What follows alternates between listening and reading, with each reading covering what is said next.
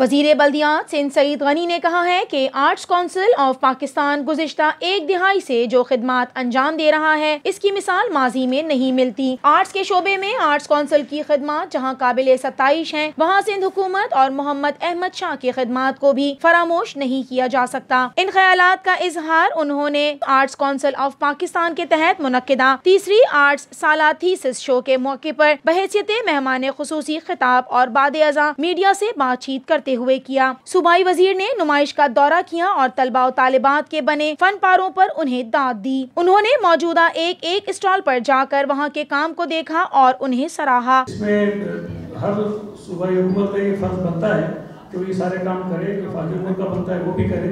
लेकिन मैं समझता हूँ कि सूबा सिंध की हुकूमत ने जिस तरह इस शोबे को मजबूत करने की कोशिश की है, काविशें की हैं, उसकी मिसाल आपके सामने ये आर्ट्स काउंसिल भी है कि आज से 8-10 साल पहले, 11 साल 12 साल पहले आर्ट्स काउंसिल शायद लोग बुजुर्ग थे, उनको पता होता कि आर्ट्स काउंसिल है। लेकिन आज जो यहाँ एक्टिविटीज़ होती हैं, जो बुनियादी काम होना चाहिए आर्ट्स काउंसिल का, उन्होंने शुरू किया हुआ है। जो सहूलतें किसी आर्ट्स काउंसिल में होनी चाहिए वो उन्होंने फराहम करना शुरू कर दी है। तो इसमें गवर्नमेंट का भी किरदार है, लेकिन मैं समझता हूँ कि खासतौर पर आपकी इसमें बड़ी मेहनत है।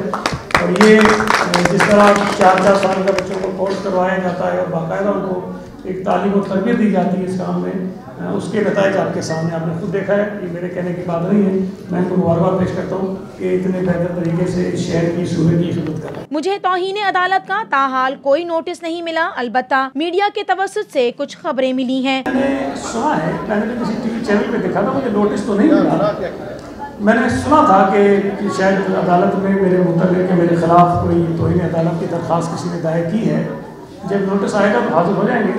लेकिन मैं समझता हूँ कि मैंने कोई तौहीन अदालत ना की है, ना मैं इस किस्म का आदमी की तौहीन करूँ अदालतों की। मैं एहतराम करने वाला आदमी हूँ, लेकिन मेरा अपना एक मौक़िफ़ है, उस पर मैं आज भी कायम हूँ कि इस शहर में जो घरों को तोड़ने की बात हो रही है, वो घर टूट नहीं सकते हैं। और मैंने बार बार कहा है कि भाई अगर मुझे कहा जाएगा घर तोड़ो तो मैं अपना ओहदा छोड़ने को तरजीह दूँगा, घर तोड़ने वाला काम मैं नहीं करूँगा। तो उस पर मैं आज भी कायम हूँ। उस पर अगर कंटेंट बनती है तो गवर्नर सिंध को अगर सियासत का शौक है तो वो जरूर सियासत में आए, लेकिन आइन के तहत वो गवर्नर हाउस को तहरीक इंसाफ का ऑफिस बना रहे हैं, वो सरासर गलत है। गवर्नर साहब को सियासी एक्टिविटीज से इज्तनाब करना चाहिए। गवर्नर हाउस किसी सियासी जमात का दफ्तर नहीं होना चाहिए।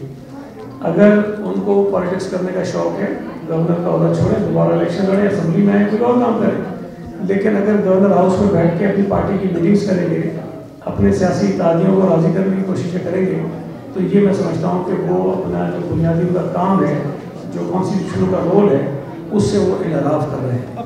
तो ये फ़र्क इनको महसूस करना चाहिए। और मैं तो चाहूँगा कि ये देखना चाहिए चीफ मिनिस्टर को भी और असम्बली को भी कि जो पैसे गवर्नर हाउस को सिंध हुकूमत देती है, क्या वो PTI का दफ्तर चलाने के देती है या गवर्नर हाउस चलाने के देती है? मौजूदा हुकूमत गरीबों की अफजाइश नस्ल तो नहीं कर सकी, अलबत्ता वो गधों की अफजाइश नस्ल में जरूर कामयाब हो जाएगी, क्योंकि वो गधों के मामले में खुद कफील है। मुल्की इस्तेहकाम के लिए सियासी इस्तेहकाम लाजमी है, लेकिन मौजूदा वफाकी वज़रा मुल्क में अदम इस्तेहकाम के फार्मूले पर अमल पैरा हैं। इन्होंने तय किया हुआ है कि हमने नए पाकिस्तान में लोगों को मज़ा चखाना है। तो ये जाहिर है कि वो हाजी क्यों बच जाए उससे। बाकी लोगों को तो इन्होंने बिजली, गैस, पेट्रोल, डॉलर, हर चीज़ महंगी करके सबक दे दिया था। वो जो बेचारे मिडिल क्लास के लोग इधर तो पैसे इकट्ठे करके हज जाने की कोशिश करते थे, उन्होंने ठहर जाओ, तुम्हें बताते हैं क्या होता कैसे। अच्छा, तो अब उन्होंने वो सबक सिखाने का सिलसिला शुरू किया। लेकिन मैं समझता हूँ कि इंतहाई सोचनाक बात है। अब लफ्ज़ में इस्तेमाल नहीं करना चाहता हूँ, ये हुकूमत हर जगह करती है, खान साहब लोग भी करते हैं कि शर्म आनी चाहिए कि चले आपने बाकी चीज़ें तो बहुत महंगी कर दी हैं, लेकिन कम से कम हज को तो उससे ज़्यादा दूर रखते हैं।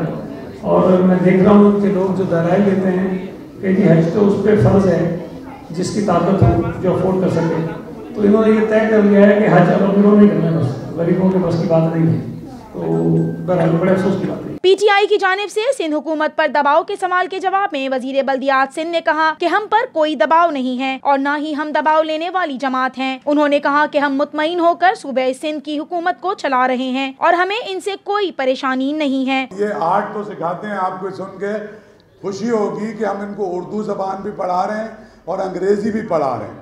और अंग्रेज़ी पढ़ाने का एक मकसद है, उर्दू का इसलिए कि वो समझें अपने मिजाज को, सोसाइटी को। अंग्रेज़ी इसलिए कि हमारे पास वर्कशॉप करने के लिए अमेरिका से आर्टिस्ट आते हैं, जर्मनी से आते हैं, अभी कई मुल्कों के साथ हमारे MOU साइन हुए हैं, ईरान के साथ हुए हैं। ये बच्चे दुनिया की बेहतरीन यूनिवर्सिटियों में जाके स्कॉलरशिप पे बाहर जाएंगे, वहाँ के स्टूडेंट यहाँ आएंगे, इसलिए हमने उनको अंग्रेज़ी भी पढ़ानी शुरू की है। तो ये एक काम है। और सईद गनी मेरा तो भाई है, मैं इनके वालिद साहब को भी जानता था और इनका खुद उसी तरह का बैकग्राउंड है, फुटपाथ पे बैठना, गरीबों की हमदर्दी। तो मैंने कहा कि आके देखें कि हमारे बच्चे कितने टैलेंटेड हैं और ये जो काम कर रहे हैं, तो इस काम में आर्ट्स काउंसिल कहीं भी पीछे नहीं है। इस शहर के या इस सूबे के हर टैलेंटेड बच्चे को अभी कम से कम वो बेआसरा नहीं होगा।